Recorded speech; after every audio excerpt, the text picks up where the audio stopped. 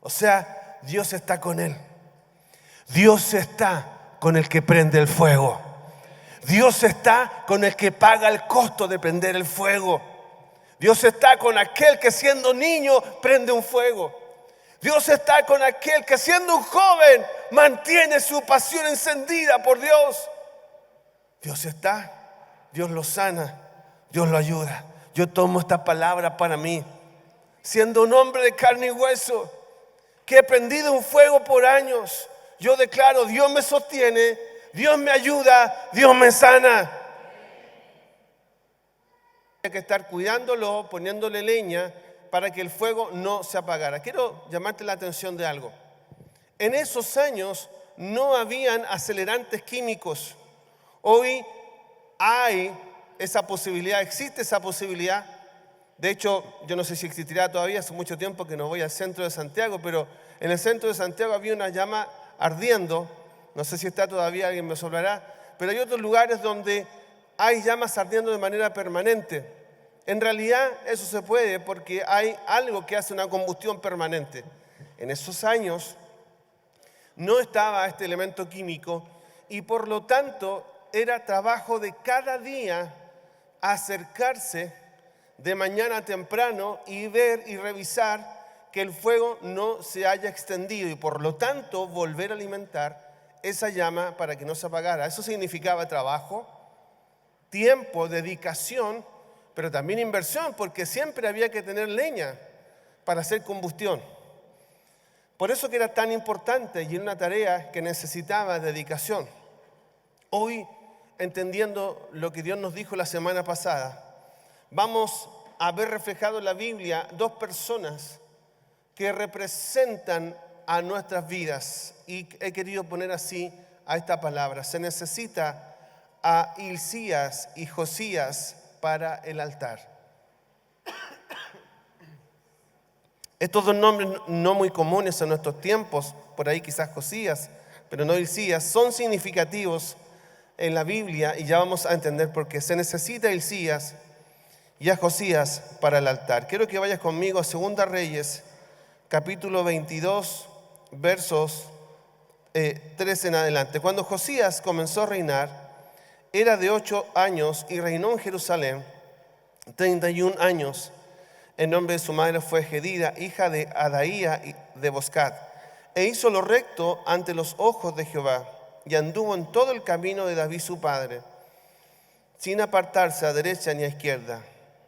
A los 18 años, diga conmigo 18 años, el rey Josías envió al rey de Safán, hijo de Azalía, hijo de Mesulam, escriba a la casa de Jehová diciendo: ve al sumo sacerdote Hilcías y dile que recoja el dinero que han traído a la casa de Jehová, que han recogido del pueblo los guardianes de la puerta, y que lo pongan en manos de los que hacen la obra que tiene a su cargo el arreglo de la casa de Jehová, y que lo entreguen a los que hacen la obra de la casa de Jehová para reparar las grietas de la casa.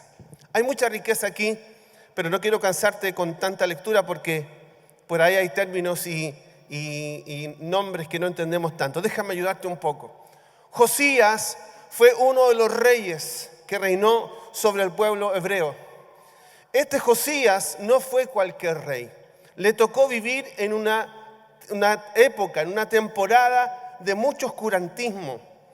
Todos sus predecesores, los que estuvieron antes de él, perdón la palabra mal usada, los que estuvieron antes reinando de él, reyes corruptos, reyes que se alejaron de Dios, que olvidaron a Dios, reyes que hicieron lo malo delante de Dios, reyes que levantaron altares a dioses paganos, reyes que prostituyeron lo que Dios les había dado, o sea que ofendieron sistemáticamente a Dios una y otra vez, hasta que nace Josías. Y Josías marcó una diferencia increíble. Él vino a traer una temporada de bendición. De hecho, se le conoce como que Josías hizo una reforma. Él vino a reformar todo lo malo que había estado pasando. Y cuando decimos reforma, no en el más sentido de rebeldía, sino reforma para volverse a Dios, en ese sentido. Y él comenzó a derribar los altares contra los dioses que ofendían a Dios. Comenzó a sacar todo aquello que era pecaminoso, todo aquello que invocaba lo pecaminoso, la idolatría, lo que estaba lejos de Dios. Él comenzó a sacarlo y fue radical. Y comenzó todo un proceso increíble. Pero él entendió algo, que debía comenzar por el lugar correcto. Y él comenzó por el altar, porque allí donde estaba el altar, allí es donde estaba Dios. Y fíjense que él hace una acción tremenda, pero hay un dato importante. Dice la Biblia que a la edad de 8 años comenzó a reinar. Y yo quiero llamarte la atención en esto, que de niño uno puede tener una experiencia con Dios. Y que de niño uno puede comenzar a amar radicalmente a Dios, como Josías, a los 8 años. Y más adelante la Biblia dice, y a los 18 años, ¿qué hiciste tú a los 18 años? Andabas en cualquiera quizás. ¿Cuál fue el condoro, dicho en términos chilenos, más grande a tus 18 años? ¿Qué hiciste de determinante a los 18 años? Bueno, déjame contarte que Josías hizo una proeza a los 18 años. A los 18 años, él mandó a cuidar el altar. Qué increíble. Cuando hay un joven, cuando hay una señorita determinada, no hay edad para ser radical con Dios. Él a los 18 años ya había mandado, comenzó a reinar, dice la Biblia, pero lo primero que hizo fue mandar a ver cómo estaba el altar. Josías entendía, sabía, había estudiado la palabra, se había acercado a los sabios y sabía que el que estaba a cargo del altar, esto por una ordenanza divina, eran los sacerdotes.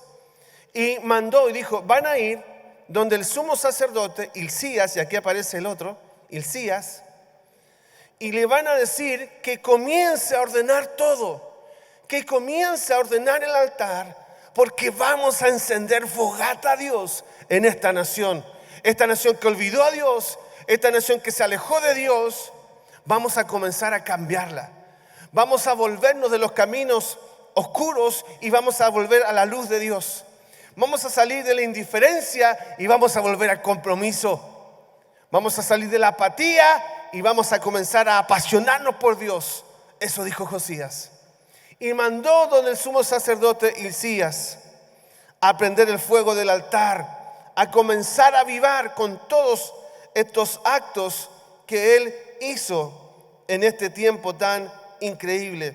Estos dos personajes tienen en común algo, que ambos trabajaron y lucharon por mantener el altar encendido sobre las llamas. ¿Se acuerdan Levítico 6:13 la semana pasada cuando dice: y el fuego encendido sobre el altar no se apagará? Diga conmigo, no se apagará, sino que el sacerdote pondrá en él leña cada mañana y acomodará el holocausto sobre él y quemará sobre él las grosuras de los sacrificios de paz.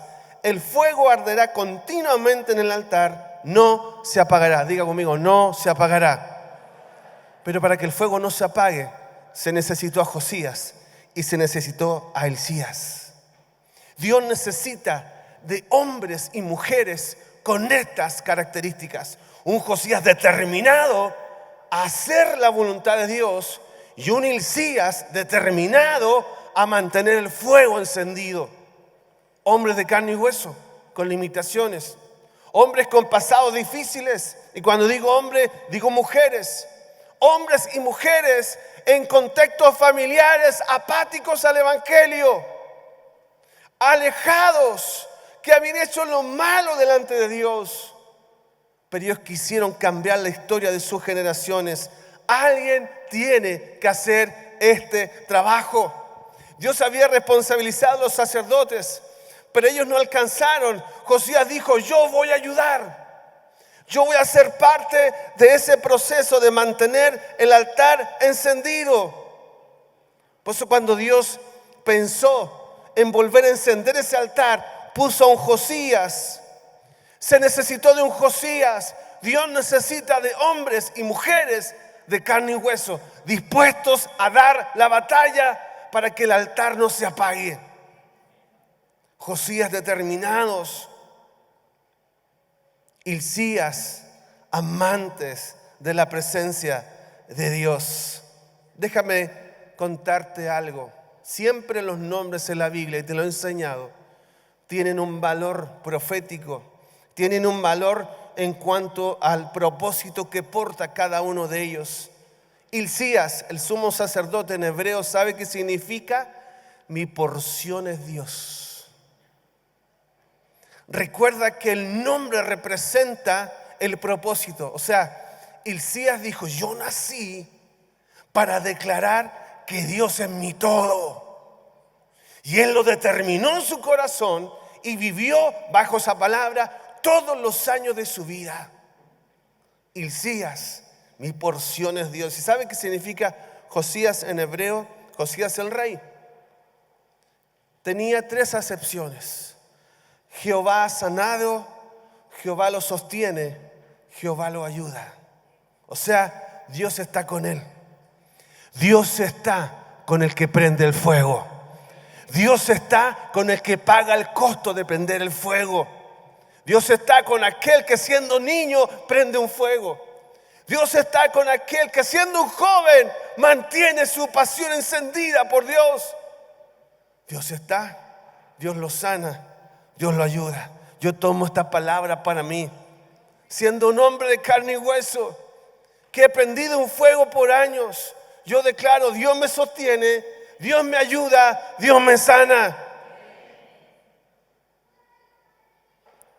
Tanto Hilcías como Josías recibieron el llamado de Dios. Mira, 2 cosas importantes. La primera es que ellos, cuando hicieron este acto, inherentemente involucraron a sus generaciones. Inherentemente ya estaban transmitiendo este fuego a las generaciones. ¿Qué te gobierna? Yo te pregunto, ¿qué te gobierna? ¿Te gobierna tu propósito o te gobiernan las circunstancias? ¿Te gobierna el nombre que el cielo te dio o te gobierna el momento que estás viviendo? Porque todos vivimos momentos de enfermedad, momentos de pérdida, momentos de problemas, momentos de adversidades, momentos de euforia. ¿Qué te gobierna, el momento que vives o el nombre que el cielo te dio? A Hilcías y a Josías lo gobernaban sus nombres. Josías fue el que Dios apoyaba. Hilcías fue al que Dios amaba, en quien él consideraba su porción. Hay una razón por la que tú naciste. Es más, hay una razón por la que aún tú no has muerto. Mi pregunta es, ¿qué vas a hacer con ese propósito? ¿Estás viviendo de acuerdo al nombre con el que el cielo te llama? ¿Es Jehová tu porción? Hay muchas personas que cuando fueron ministradas alguna vez, Dios les dijo un nombre. Hay muchas personas que cuando recibieron la oración, Dios les habló de una manera especial. Déjame decirte que cuando Dios te habló y te dijo un nombre, Él no estaba bromeando y no estaba queriendo ser simpático contigo. En realidad, Él te estaba dando propósito. Y tú debes preguntarte, ¿estoy viviendo de acuerdo a ese propósito? Escúchame, pudieras no estar aquí. Pudieras estar en las manos de Dios, pero no estás en las manos de Dios y aún estás aquí porque el propósito todavía no se cumplió. La pregunta es, ¿estás viviendo de acuerdo a ese propósito? ¿Estás caminando ese propósito? ¿Qué tiene que ver conmigo esta palabra? ¿Qué tiene que ver con nosotros esta palabra? Porque tú me hablas, pastor, del Antiguo Testamento y me hablas de un rey y de un sacerdote. Bueno, dice Apocalipsis, en el capítulo 5, verso 10, algo muy conocido para todos nosotros. Y nos ha hecho para nuestro Dios reyes y sacerdotes, y reinaremos sobre la tierra. En Cristo nosotros alcanzamos esta dimensión de ser reyes y sacerdotes para Dios. O sea que nosotros se nos asignó la potestad que tenía Josías y la potestad que tenía Hilcías. Se nos encomienda, por lo tanto, cuidar el fuego del altar y mantenerlo encendido. Se nos comisiona, por tanto, que se diga de nosotros, Dios está con él, y que se diga de nosotros, él vive para Dios. Somos reyes y sacerdotes encargados de mantener la llama del altar encendida. Mira lo que pasa cuando estamos manteniendo la llama encendida, el altar encendido. Lo primero es, se encuentra el libro. Esto es tremendo. Segunda Reyes, capítulo 22, verso 8. Entonces dijo el sumo sacerdote Hilcías al escriba Safán: he hallado el libro de la ley en la casa de Jehová. E Hilcías dio el libro a Safán y lo leyó. Déjame explicarte. Te dije que era una época oscura. Había desaparecido el amor por Dios. Habían desaparecido los altares en honor a Dios. Se había llenado la nación de lugares paganos. Se habían levantado templos paganos. Se habían puesto imágenes paganas dentro de la casa del Señor. Es más, se practicaba incluso dentro de algunos templos sacerdotisas que practicaban prostitución para dedicar a Dios. Ni hablar que también se quemaban niños, hijos, en ofrenda a dioses paganos. O sea, Dios estaba lejos y el pueblo se había olvidado de Dios. Eran pocos los que quedaban con un corazón radical. Por eso cuando Josías le dijo a Hilcías: vas a comenzar a limpiar el templo, vas a sacar esto y vas a hacer lo otro y lo otro. Él comenzó a limpiar, él comenzó a sacar. Pero no solo eso, él comenzó a buscar. Porque uno encuentra lo que busca. Te lo digo de nuevo, uno encuentra lo que busca. Dicho en términos bíblicos: golpead y se abrirá, buscad y llamad y... Hilcías comenzó a buscar y él sabía el poder de la palabra. ¿Y sabe qué encontró? El libro. Fue tanta la pérdida de Israel, tanta la pérdida del pueblo de Dios, que había perdido el libro. Y cuando dice el libro se refiere a la ley de Moisés, que para nosotros en este tiempo representa la Biblia. Cuando se enciende un altar, te encuentras con el libro. Cuando se enciende un altar, te encuentras con la palabra de Dios. Y cuando te encuentras con la palabra de Dios, la palabra de Dios te atraviesa. Por eso que no hay un avivamiento como tal, sino hay una vuelta a la palabra de Dios. Cuidado con dejar que tu altar se apague en tu vida. Y cuidado con dejar que la palabra se pierda en tu casa, que la palabra se pierda en tu vida. Porque cuando pierdes la palabra, perdiste todo.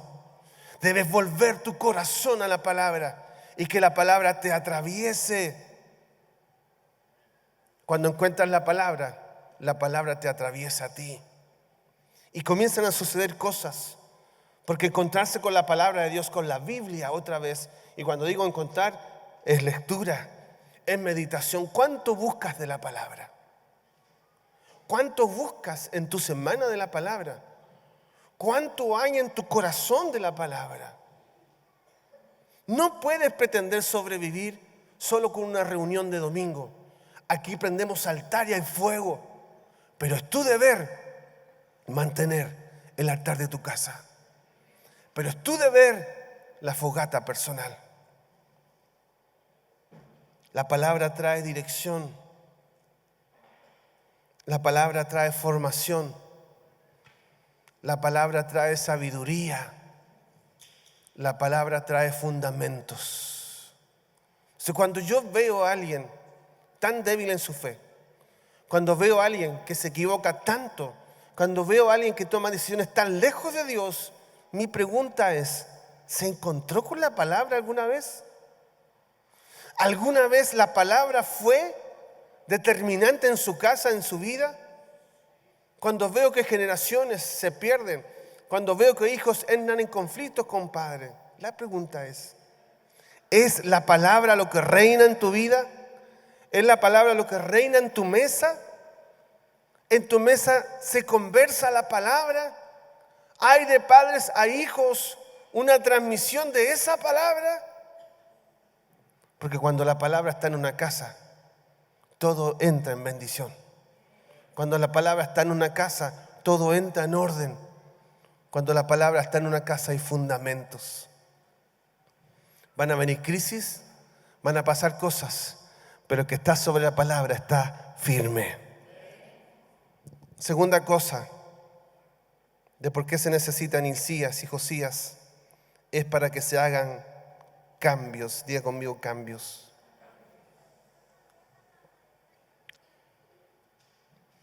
Yo te dije que cuando te cruzas con la palabra y la palabra te cruza a ti, naturalmente comienzas a cambiar porque te das cuenta que no puedes seguir siendo el de antes. Alguien equivocadamente ha dicho, no, yo no me acerco a Dios porque tengo que cambiar muchas cosas. No, es que tú no vas a poder cambiar nada. Tú tienes que acercarte a Dios así como estás. Y cuando estás con Dios y te expones a su palabra, esa palabra se revela a tu corazón, vas entendiendo cosas y Dios a través de su palabra te va a ayudar a cambiar lo que debe ser cambiado. Pero algo es seguro, nunca nadie que se cruzó con la palabra de Dios siguió siendo el mismo. Ahora, si eres el mismo de hace 20 o 30 años, a pesar de que lees la palabra, eres solo un religioso y un lector intelectual de la palabra.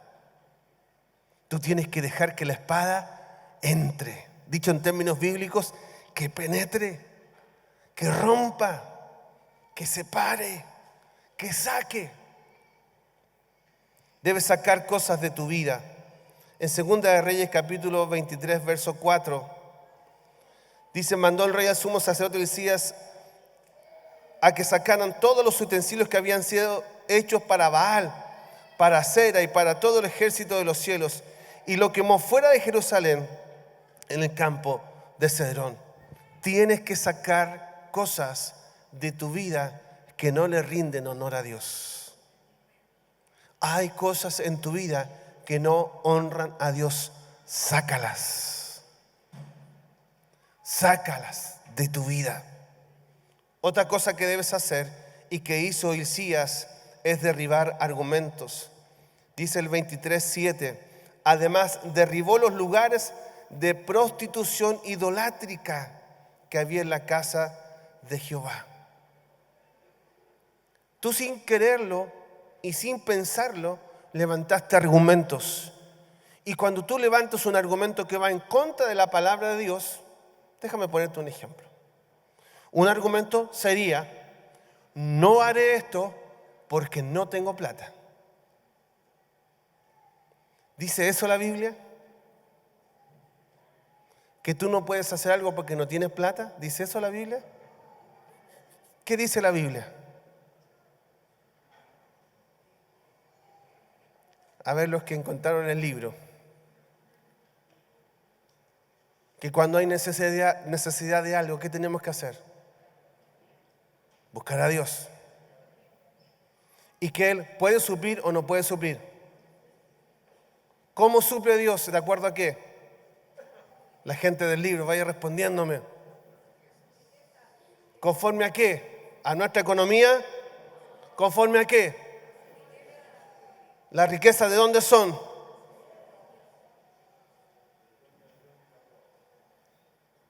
Y ahí me va respondiendo. Del dueño de oro y la plata. O sea, que si yo acepto la idea de que puedo solo por lo que tengo y de que puedo solo si manejo una cierta economía, prostituí un principio bíblico.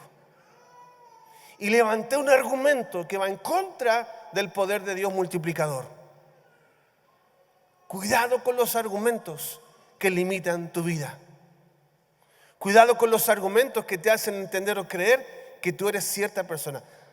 Un argumento también sería, que tú, teniendo un diagnóstico médico, aceptes la idea de que serás un enfermo terminal y que vas a morir así, sufriendo horriblemente y que nada te puede sacar de ahí. Eso dice la razón, el argumento lógico, que portas una enfermedad.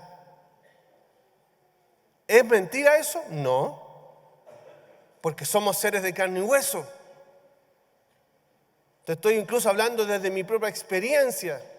Estoy pasando un tiempo de enfermedad, pero no dejo que eso se transforme en un argumento. ¿Qué dice la Biblia acerca de la enfermedad? Dice la Biblia, tendrás que aceptar que eres un enfermo terminal y tendrás que vivir con ese diagnóstico todos los días de tu vida. ¿Eso dice la Biblia? ¿Qué dice la Biblia? Lo que encontraron en el libro, por favor, ayúdenme. Que por su llaga fuimos curados.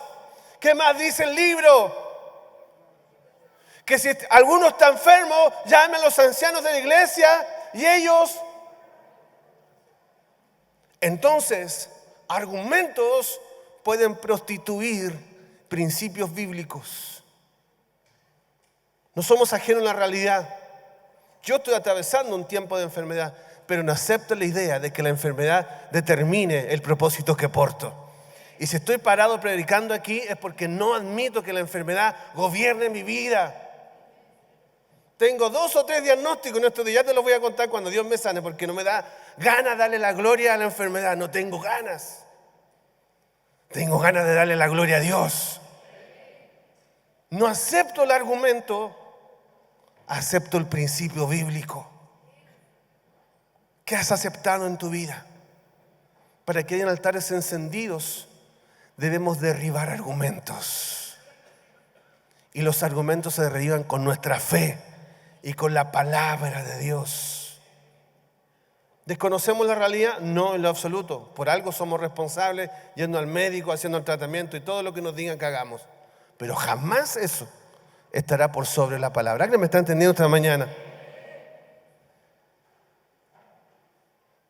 Para que hayan altares encendidos debemos creer. Porque mire, ¿qué cantamos? Hoy en la mañana cantamos canciones de fe, ¿o no? Cantamos sanidad, cantamos gloria. Y resulta que tú estás viviendo una realidad distinta. ¿Has negado por eso tu realidad? No, lo que pasa es que has creído que Dios lo puede hacer. Y nuestra fe mantiene el altar encendido. Otra cosa que se nos demanda como Josías e Hilcías es destruir toda filosofía que mata las generaciones. Segunda Reyes 23:10 dice: además Josías destruyó el horno que estaba en el valle de Ben Hinnom para que nadie pudiera quemar allí a su hijo o hija como sacrificio en honor a Milcom. Pastor, nosotros no quemamos guaguas. No ponemos, no somos tan malos. Seguro que no, yo estoy total, además que estarías preso. Lo que pasa es que la forma cambia, pero la filosofía es la misma. Dime, tú que eres una persona pensadora, dime, ¿qué se pretendía quemando hijos en el altar? ¿Por qué no se quemaban los adultos?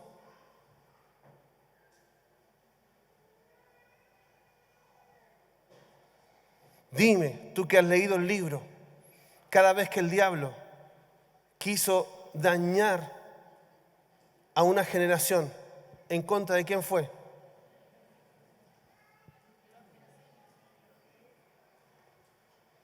Cuando iban a ser el libertador de Israel en Egipto, ¿a quién se mandó a matar? Cuando iba a nacer el Salvador del mundo, ¿a quién se mandó a matar? Esto no es nuevo. Ahí era literal.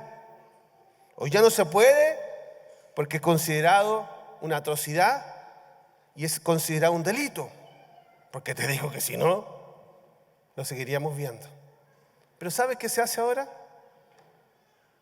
La filosofía de este tiempo mata a nuestras generaciones. No literalmente, sino que les mata el espíritu, les mata la fe y les mata las convicciones. Hoy asistimos frente al sacrificio de nuestros hijos, sacrificados en el altar de las nuevas filosofías de este mundo. Hoy se llaman de una manera y en 50 años más se van a llamar de otra. Pero sigue siendo la misma idea, matar a las nuevas generaciones. ¿Sabes qué hizo Josías? Quemó el altar. Dijo: aquí ni un niño más se lo damos al diablo. Nuestros hijos serán para Dios. Por eso se demanda de padres y de madres que dejen de lado sus egoísmos. Por eso se demanda de padres y de madres que dejen de vivir ensimismados. Por eso se necesita de hombres y mujeres valientes que entiendan que su amor por Dios y de mantener un altar encendido es preservar a la siguiente generación. Padres y madres que guardan a sus hijos de altares extraños. ¿De qué hablan tus hijos? ¿Con quién están tus hijos?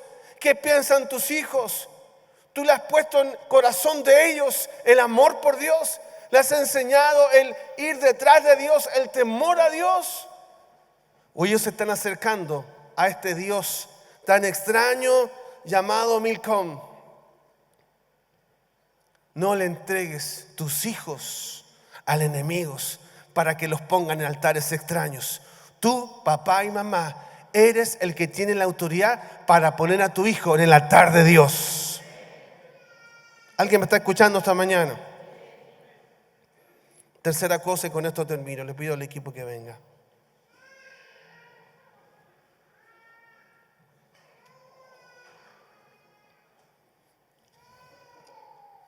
Nunca permitan, se necesitan de Josías y Elías, que nunca permitan que el fuego se apague. Dice Segunda Reyes capítulo 3 verso 4 al final. Y los encargados de cuidar el templo cumplieron sus órdenes. Parece como muy incomunada esta frase, pero a mí me parece potente. Los encargados cumplieron sus órdenes. Tú eres el encargado de mantener el altar encendido en tu casa, en tu vida, en tu familia y en tus generaciones. Ellos hicieron el trabajo. Y la Biblia nos cuenta que en los años de Josías no hubo un altar que no fuera para Dios. Y él se encargó, y fue un trabajo de mucho tiempo, porque dice la Biblia que tuvo que ir a varias ciudades, derribar, limpiar, quemar, y luego levantar altares para Dios. Levantar altares para Dios. Y hacer de cada casa un altar para Dios. Hacer de cada persona un altar para Dios. La responsabilidad es tuya. Yo seguiré siendo lo que Dios me llamó a hacer. No renunciaré a la idea de ser Josías. No renunciaré a la idea de ser Elías. Pero si otro más se suma conmigo, y si somos 3, 5, 10, 20, 100, 200, miles, los altares de Dios van a llenar nuestra nación. Los altares de Dios llenarán otras naciones. ¿Sabe? Yo estoy orando en mi corazón para que se enciendan altares en otros lugares. Pero necesito de muchos Josías e Elías que se atrevan, que dejen de tener miedo, dejen de cuestionar, dejen de estar preocupados de otras cosas y prendan un altar para Dios. Donde hay fuego de Dios, Dios hará cosas increíbles.